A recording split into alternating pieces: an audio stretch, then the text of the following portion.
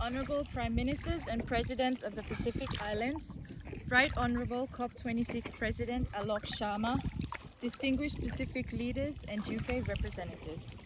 It is indeed my highest honor to be granted this opportunity to engage with you today on behalf of young people. Allow me to take you back to late March 1995.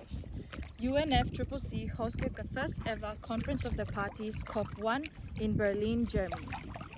3 short months later, on a little island country in the blue continent, my parents welcomed me to what I now call home, planet Earth.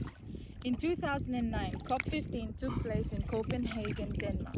By then, I was 14 years old and noticed an island I held so close to my heart slowly being washed away.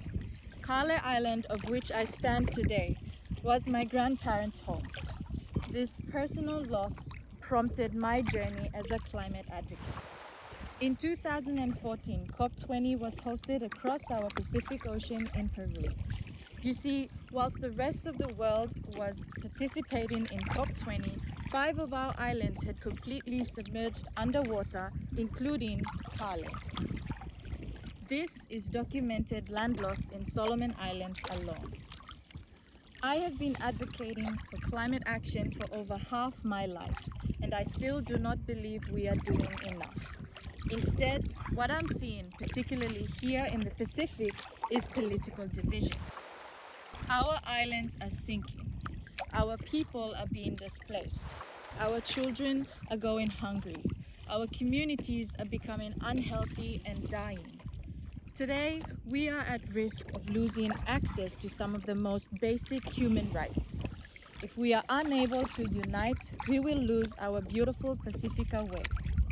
Pacific leaders, we are already losing lives to COVID-19 and other existing battles, including the overarching climate crisis. We cannot solve one crisis in isolation. Similarly, we cannot lead the fight without unity. My only request is that each respective Pacific Island country must prioritize the climate crisis by declaring a climate emergency. This declaration will be symbolic of your national commitment to my generation.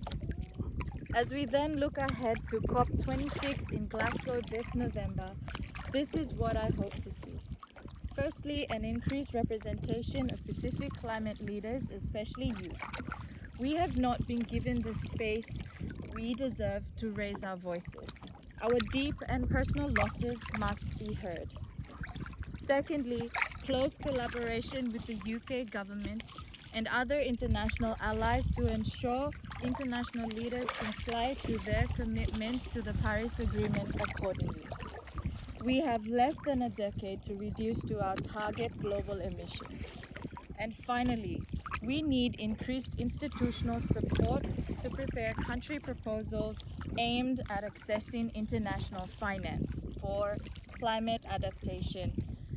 Distinguished leaders, just like COP, I will also be turning 26 years old this year.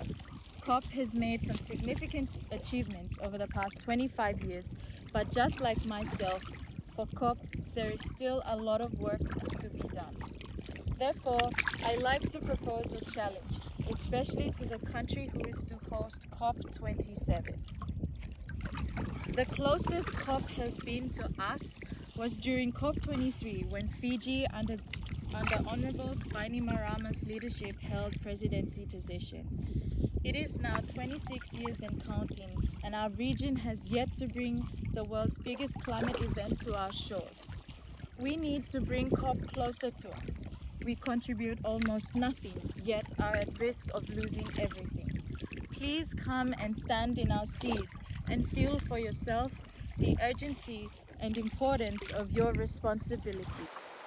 The loss of my beloved Kale is my line in the sand and should be a red flag for our global community. Our future is not the only one at stake.